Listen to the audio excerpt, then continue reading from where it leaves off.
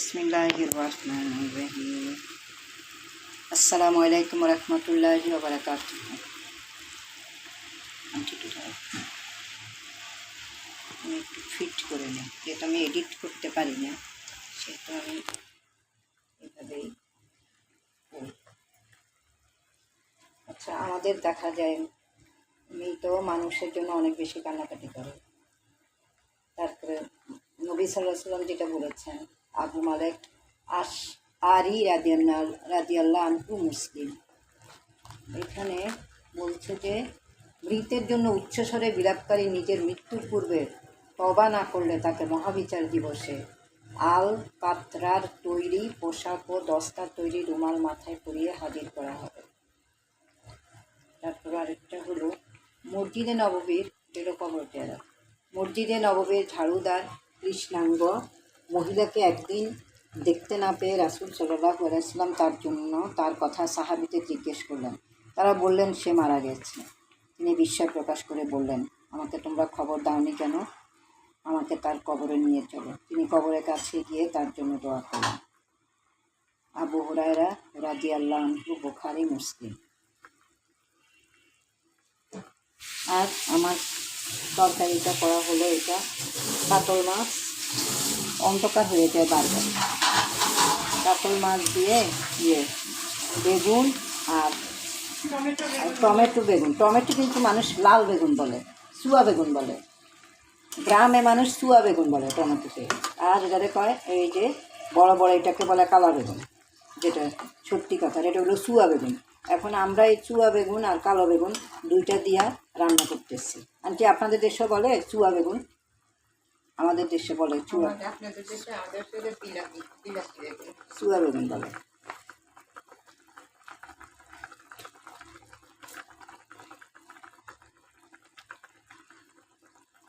বিসমিল্লাহির রহমানির রহিম।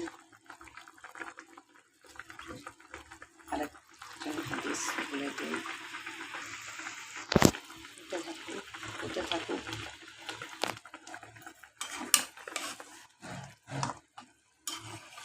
তরকারিটা অনেক নাইস হয়েছে, সুন্দর হয়েছে, সুন্দর। কেটে যেও না ভাই, কষ্ট করে ভিডিও করতেছি। নবী সাল্লাল্লাহু আলাইহি ওয়াসাল্লাম আরও বলেছেন, স্থিরভাবে তোমরা কাজ করো, সহনশীল হও। মানুষের মাঝে এই দুটি গুণকে আল্লাহ বেশি পছন্দ করেন। অন্যের বিপদে আনন্দিত হইও না, কারণ আল্লাহ তাকে বিপদ থেকে রেহাই দিয়ে সেই বিপদ তোমার উপর আপতিত করতে পারেন। তোমরা মানুষকে আশার বাণী শোনাবে, নিরাশার কথা বলে তাদের হতাশ করে দেবে না। উদারতা প্রদর্শন করবে, রূঢ় আচরণ করবে না। আল্লাহকে স্মরণ করো, তিনি তোমাকে স্মরণ করবেন। আল্লাহ সাহায্যের কথা সবসময় উল্লেখ করো, তাকে তুমিই পাশে পাবে। তোমার যা প্রয়োজন শুধু তার কাছেই যাও। যখনই বিপন্ন বোধ করো তার কাছে বিপদ মুক্তির আবেদন জানাও। সকল মানুষ একত্র হয়ে সাহায্য করতে চাইলেও তারা তা করতে পারবে না। তুমি শুধু ততটুকুই পাবে যা তিনি নির্ধারিত করেছেন। একইভাবে সবাই মিলে তোমার ক্ষতি করতে চাইলেও তারা কিছুই করতে পারবে না, যদি না আল্লাহ ইতিমধ্যে সে নির্দেশ দিয়ে থাকে।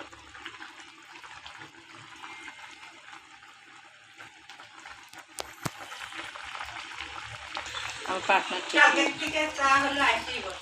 এটা পার্টনার ঠিক নেই ভাই, পার্টনার আমার জন্য চা বানায় না।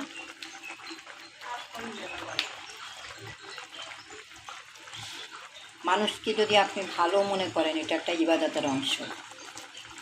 মানুষকে তার ভালো ভাবা সঠিক ইবাদতের অংশ। এটা আবু হুরায়রা রাদিয়াল্লাহু আনহু বলেছেন, মানুষকে তার সুনামের যোগ্য মর্যাদা দিবে। তো আমার এই যে তরকারিটাও হয়ে আসলো, এগুলো একটু ঝোল, ভুনাটাও ভালো লাগে, এটা ঝোল টেনে গেলে আবার ঝোলটাও ভালো লাগে। এই যে মাছের পিস একটা অনেক বড় কাতল মাছ।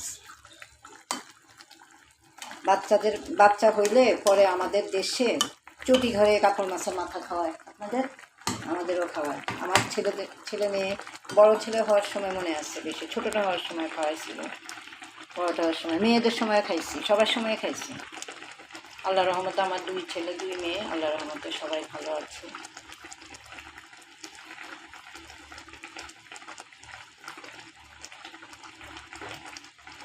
সবাই বেশি বেশি নামাজ পড়বেন, দোয়া করবেন। দোয়া হলো ইবাদতের হাতিয়ার। আল্লাহ কখন কার দোয়া কবুল করে নেয় আমরা তো বলতে পারি না, আল্লাহ তাআলাই একমাত্র বলতে পারেন উনি কখন কার দোয়া কবুল করে ফেলেন।